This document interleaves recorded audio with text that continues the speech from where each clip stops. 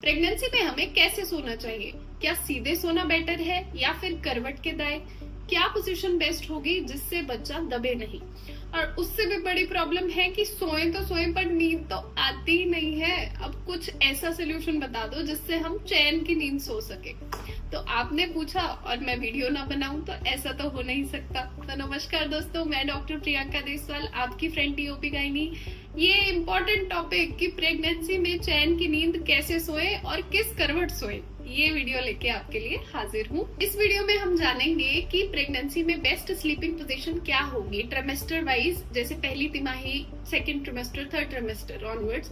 क्या ऐसी पोजीशन है जिसमें बच्चे को ऑप्टिमल ब्लड फ्लो जाता रहे, उसका विकास अच्छा हो और बच्चा दबे भी नहीं। दूसरी चीज हम ये भी डिस्कस करेंगे कि जब आपको नींद नहीं आ रही तो क्या ऐसी टिप्स एंड ट्रिक्स हैं जो आप अपना सकते हैं ताकि आप चैन की नींद सो सके। इसके अलावा कुछ प्रैक्टिकल चीजें डिस्कस करेंगे कि प्रेगनेंसी पिलो यूज करना है या नहीं, क्या फिटकरी या गर्म पानी का सेक हेल्प करेगा या नहीं, या कुछ ऐसी मसाज टेक्निक्स जो स्लीपिंग से पहले अगर आप करेंगे तो आपको बेटर रहेंगी। प्रेगनेंसी के दौरान जितने मुंह उतनी बात, तो उतनी ही आपको सलाहें मिलेंगी। तो आपको क्या सलाह मिल रही है कि कैसे सोना है, कमेंट बॉक्स में बताना। करेक्ट जरूर करूंगी अगर गलत सो रहे हो। प्रेगनेंसी में बेस्ट स्लीपिंग पोजीशन जानने के लिए हम ट्राइमेस्टर वाइज चीजों को समझते हैं। देखो, पहली तिमाही जो होती है यानी कि 14 हफ्ते तक का समय, पहले 3 महीने, यहाँ पे बच्चेदानी जो है वो हड्डी के अंदर होती है, जो पेल्विक बोन है उसके अंदर ही होती है। तो इसलिए आपको जो पोजीशन कंफर्टेबल हो, आप सीधा सोना चाहते हो आप सीधा सो सकते हो, करवट लेके सो सकते हो, इवन आप पेट के बल भी सो सकते हो, क्योंकि बच्चेदानी हड्डी के अंदर है। किसी भी तरह का दबाव का, किसी भी तरह का खून की सप्लाई कम होने का कोई रिस्क नहीं रहता।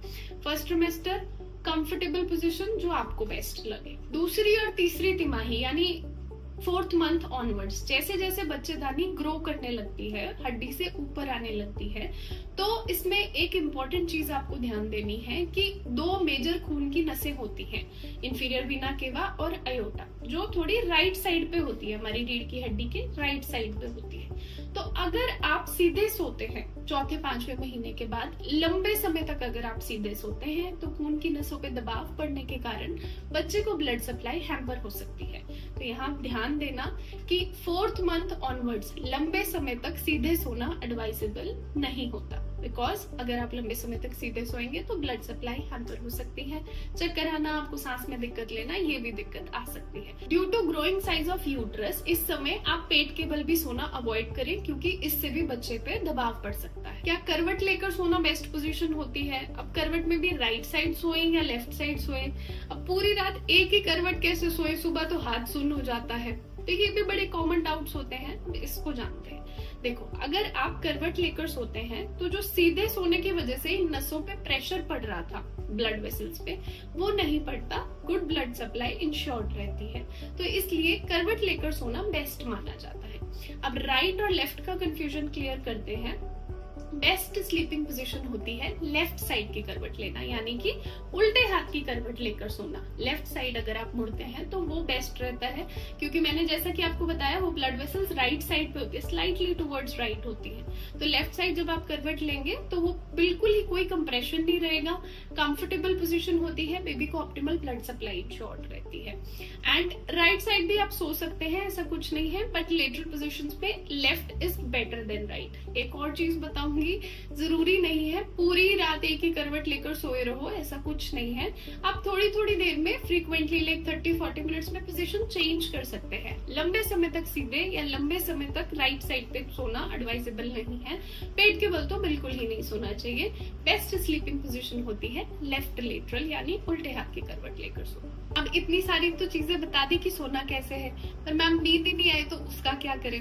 तो ये बड़ी कॉमन प्रॉब्लम है, क्योंकि जब बेली साइज ग्रो करने लगता है, ऊपर बेबी लंग्स को कंप्रेस करता है, हमें नींद के आने में दिक्कत आती है, प्लस पूरे दिन की थकान होती है, नींद नहीं आ पाती, बेली एडजस्ट करते करते परेशान हो जाते हैं। तो कुछ इंपॉर्टेंट प्रैक्टिकल टिप्स जो पर्सनली मैंने भी फॉलो की हैं वो मैं आपके साथ शेयर करती हूँ। सबसे पहला और आई थिंक सबसे मुश्किल काम है ये डिजिटल डिटॉक्स, यानी कि सोने से पहले जो हम ये 1 घंटा फोन चलाते हैं ना, वो बिल्कुल बंद कर दो, specially if you are pregnant. तो सोने से पहले कम 1 घंटा आपका डिजिटल डिटॉक्स होना चाहिए। इसमें आप फोन नहीं चलाएंगे, आप टीवी नहीं देखेंगे, बिकॉज इससे ब्लू रेज निकलती है, रेडिएशन एक्सपोजर होता है, आंखें स्ट्रेस में आती हैं, तो इंटर्न आपको नींद ऑनसेट होने में दिक्कत आती है। अब मैम डिजिटल डिटॉक्स तो कह दिया, पर उस 1 घंटे में फिर करें क्या?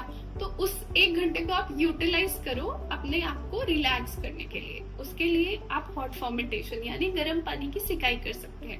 एक बाल्टी या टब लो, उसमें गर्म गुनगुना पानी डालो, थोड़ा सा नमक या फिर एप्सम सॉल्ट फिटकरी आप उसमें डाल सकते हैं, पैर डिप करके बैठो घुटनों तक, 15-20 मिनट के लिए आप करो।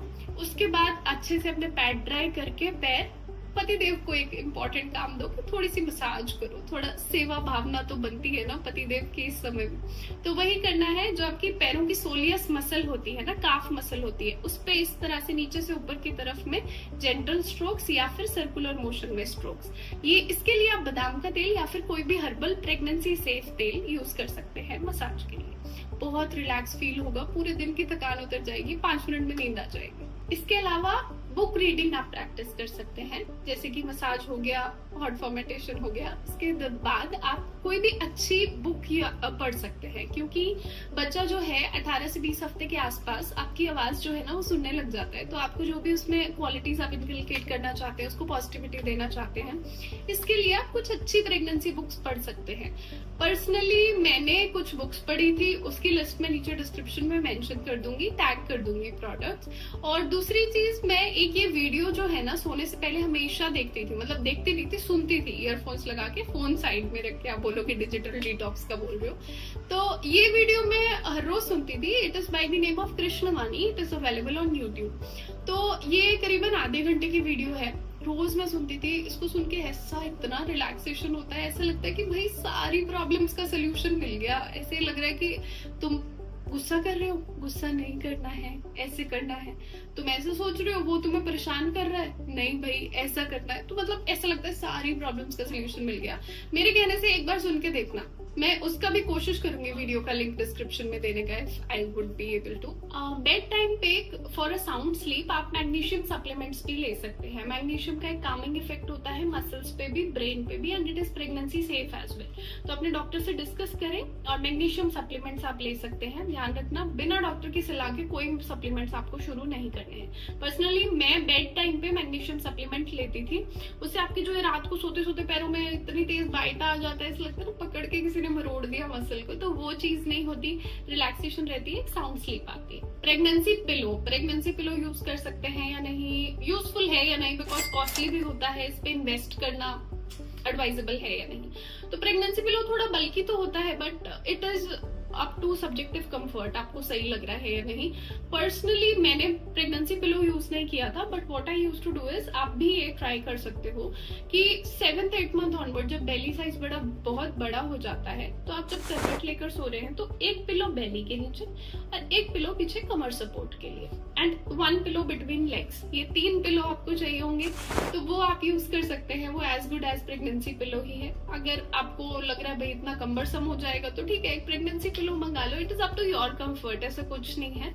बट यस हाँ, पिलो यूज करने से आपकी कंफर्ट बढ़ता है और आपको स्लीप क्वालिटी इंप्रूव होती है। तो आई होप आपको मिल गए होंगे सारे जवाब, कैसे सोना है, क्या करना है। एंड आई जस्ट विश कि इस वीडियो के बाद आप सब लोग ये टिप्स फॉलो करें और चैन की नींद सो पाए, क्योंकि आफ्टर बेबीज अराइवल तो थोड़ा नींद तो भूल जाना है 1 साल के लिए, ऐसा होता है। डरा नहीं रही हो, प्रैक्टिकली होता है यार। तो वीडियो शेयर कर देना जो भी mom to be sleeping struggles के साथ जूझ रही है, और चैनल को सब्सक्राइब और वीडियो को लाइक करना मत भूलना। अपने रिव्यूज कमेंट्स में जरूर बता देना। धन्यवाद।